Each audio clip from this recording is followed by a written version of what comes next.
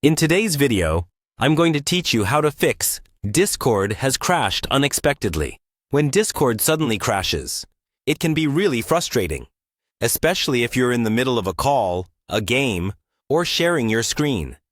In this walkthrough, I'll guide you through a clear, simple process you can follow to get Discord running smoothly again. First, start with the basics. Fully close Discord. Don't just click the X button on the window. Make sure it's not running in the background. On your computer, open your task manager and look for any Discord processes that might still be active. End those tasks so Discord is completely shut down.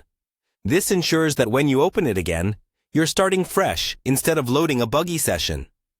Next, try reopening Discord. If it launches normally and stays open, the problem may have been a one-time glitch.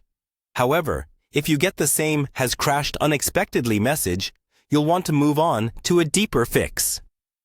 The most common solution is to clear Discord's local files and cache, since corrupted data often causes repeated crashes. To do this, first make sure Discord is closed, as we just covered. Then, open your File Explorer and navigate to your user's app data folders. Look for the Discord folder inside the roaming and local directories. You don't need to delete everything related to your account. Instead, remove the cache, GPU cache, and any temporary or session-related folders. This will not remove your login or servers, but it will force Discord to rebuild its temporary files the next time it launches. Once those files are cleared, restart your computer. A full restart helps reset any background processes or locked files that might still be causing issues. After your system comes back up, open Discord again. At this point, Discord should regenerate those cleaned up folders, and in many cases, it will stop crashing.